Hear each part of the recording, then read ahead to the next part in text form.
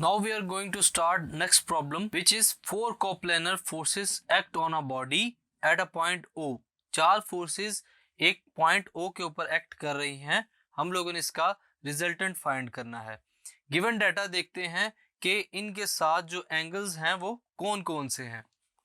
सबसे पहले हमारे पास आएगा थीटा 1 which is 0 डिग्री. उसके बाद theta 2 of force 2 which is 45 degree. उसके बाद आता है थीटा 3 which is 30 डिग्री और उसके बाद है हमारे पास थीटा 4 which is 20 डिग्री. अब देखते हैं यहाँ पे रिजल्टेंट हमारे पास क्या होगा.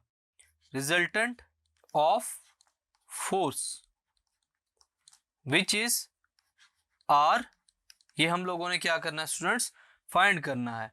तो रिजल्टेंट ऑफ फोर्स फाइंड करने के लिए हमारे पास जो फॉर्मूला होता है वो होता है F is equal to F of x i plus F of y j, यानी कि forces along x and forces along y. यहाँ पर हमारे पास क्या होगा, F of x is equal to F1 of x plus F2 of x plus F3 of x plus F4 of x. ये हमारे पास एक्स एक्सिस के अलॉन्ग जो फोर फोर्सेस हैं उनके कंपोनेंट्स हैं. इसी तरह हमारे पास F of y which is equal to F1y plus F2y plus F3y plus F4y. Y axis के लॉन्ग ये जो फोर कोप्लेनर फोर्सेस हैं इनके लॉन्ग कंपोनेंट्स हैं किसके, y के. इसके बाद हम लोग क्या करेंगे, अब हम लोग क्या करेंगे, फाइनल रिजल्टेंट फाइंड करने के लिए इन तमाम फोर्सेस को ऐड करेंगे. F will be equal to F1 of x plus F2 of x plus F3 of x plus F4 of x. Whole bracket के साथ क्या आ जाएगा स्टूडेंट्स हमारे पास यहाँ पर I, क्योंकि ये यूनिट वेक्टर x एक्सिस के अलॉन्ग है, प्लस इसी तरह F1y plus F2y plus F3y plus F4y. इसके साथ जो यूनिट वेक्टर आएगा वो है j, बिकॉज j के साथ जो यूनिट वेक्टर होता है वो y का होता है. इसको हम लोग क्या देते हैं स्टूडेंट्स, अपनी इक्वेशन 1. इसके बाद हम लोग क्या करेंगे, now as F1 is along x axis so its y component will be 0. Fx जो है हमारे पास उसका जो फर्स्ट फोर्स है F1, उसके जो x कंपोनेंट के अलोंग जितने भी फोर्सेस हैं उसके अलावा F ऑफ y जो है हमारे पास वो 0 हो जाएंगे. तो इसका जो फाइनल रिजल्ट है हमारे पास वो क्या है, F1x is equal to 80 Newton, ये जो x के अलोंग है, और F1y हमारे पास किसके इक्वल हो जाएगा, 0 के. और इसको हम लोग क्या कहते हैं, इक्वेशन नंबर 2.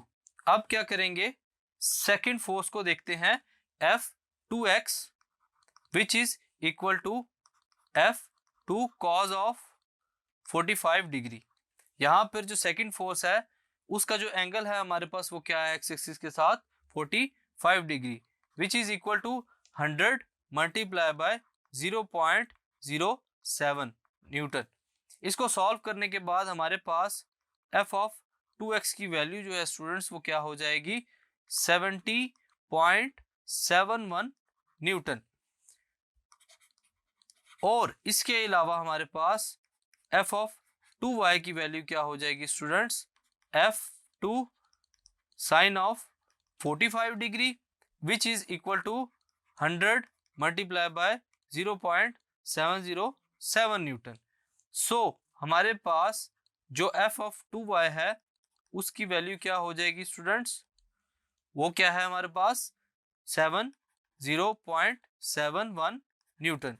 ये आ गई हमारे पास f ऑफ 2x की और f ऑफ 2y की वैल्यूज। इसके बाद हम लोग क्या करेंगे, f of 2x will be equal to 70.71 newton and f of 2y is equal to 70.71 newton, जो कि दोनों आपस में इक्वल है। हम इसको इक्वेशन 3 का नाम देते हैं। Now resolving f3 into its component, f3 को हम लोग कंपोनेंट में रिजॉल्व करेंगे। Resolving f3 into components,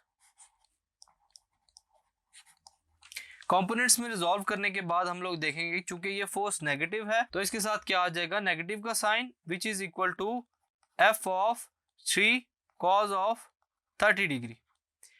negative sign is due to negative X direction, क्योंकि यहाँ पे इस फोर्स की डायरेक्शन जो है वो नेगेटिव है। After putting values we will find minus f of 3x will be equal to 110 into 0.866। इन वैल्यूज को पुट करने के बाद हमारे पास अरेंज करने के बाद इस इक्वेशन को f ऑफ 3x क्या आ जाएगा students, minus 95.26 Newton, 95.26 Newton. Similarly हमारे पास f ऑफ 3y जो है वो किसके इक्वल हो जाएगा, f3 साइन ऑफ 30 डिग्री, क्योंकि यहाँ पे एंगल जो है हमारे पास वो क्या है 30 degree, which is equal to 110 into 0.5। Solve करने के बाद हमारे पास जो आंसर आएगा वो है 55 न्यूटन। तो यहाँ हम लोगों ने कौन कौन सी वैल्यूज निकाली, f of 3x which is minus 95.26 Newton और इसके अलावा f of 3y which is 56 Newton. इसको हम लोग इक्वेशन 4 का नाम दे देते हैं। देन रिजॉल्विंग f4, अब क्या करेंगे, f4 को रिजॉल्व करेंगे। Resolving f of 4 into components, जिस तरह हम लोगों ने f1 और 2 और उसके अलावा f ऑफ 3 को रिजॉल्व किया, तो हमारे पास क्या होगा, ये जो दो कंपोनेंट्स हैं लास्ट वाले f ऑफ 3 और f ऑफ 4, ये दोनों थर्ड क्वाड्रेंट में है, इसी वजह से यहाँ पे इनके साथ क्या आ रहा है, नेगेटिव का साइन। तो हमारे पास f ऑफ 4 क्या होगा, इसका जो x कंपोनेंट है वो क्या है, f4 cos of 20 degree which is equal to 160 into 0.94। इसको सॉल्व करने के बाद f ऑफ 4x किसके इक्वल हो जाएगा, माइनस 150.4 न्यूटन। इसी तरह जब हम लोग f ऑफ y की बात करेंगे तो minus f4y is equal to f4 sine of 20 degree which is equal to 160 multiply by 0.343। इसको सॉल्व करने के बाद f ऑफ 4y की वैल्यू आ जाएगी हमारे पास माइनस 54.7 न्यूटन। इसको सॉल्व करने के बाद जो वैल्यूज आई हमारे पास, f of 4x equal to minus 150.4 newton and f of 4y is equal to minus 54.7 newton. इसको हम लोग इक्वेशन 5 का नाम दे देंगे। Now putting 2, 3, 4 and 5 in equation 1, ये जो हम लोगों ने 2, 3 और 5 इक्वेशंस निकाली हैं स्टूडेंट्स, इसको हम लोग इक्वेशन 1 के ऊपर जो हमने सबसे पहले निकाली थी उसमें पुट कर देंगे। Putting equation 2, 3, 4 and 5 in equation 1. So the final answer will be F is equal to 80 Newton plus 70.7 Newton minus 95.26 Newton minus 150.4 Newton, bracket closed. ये है हमारे पास x कंपोनेंट्स की वैल्यूज प्लस अब पुट करेंगे y कंपोनेंट्स की, which is 0 plus 70.7 newton plus 55 newton minus 54.7 newton with unit vector j. इन सब को सॉल्व करने के बाद फाइनल रिजल्ट हमारा है -94.95 newton unit vector i plus 71.01 newton with unit vector j, जो कि वाई एक्सिस के लिए होता है। So magnitude of resultant. अब बात करते हैं मैग्नीट्यूड की। इस फाइनल रिजल्टेंट जो फाइनल फोर्स है हमारे पास, इसका मैग्नीट्यूड क्या होगा उसको लिखते हैं F will be equal to √ -94.95 का स्क्वायर प्लस 71.01 का square which is equal to square root of 9015.5 plus 5042.4। क्या करेंगे हम लोग इसके साथ, इनका स्क्वायर लेंगे। स्क्वायर लेने के बाद जो दोनों वैल्यूज हैं वो चेंज हो जाएंगी 1457.9 न्यूटन स्क्वायर में which is equal to 118.6 newton. So magnitude of force हमारे पास क्या होगा स्टूडेंट्स, 118.6 न्यूटन।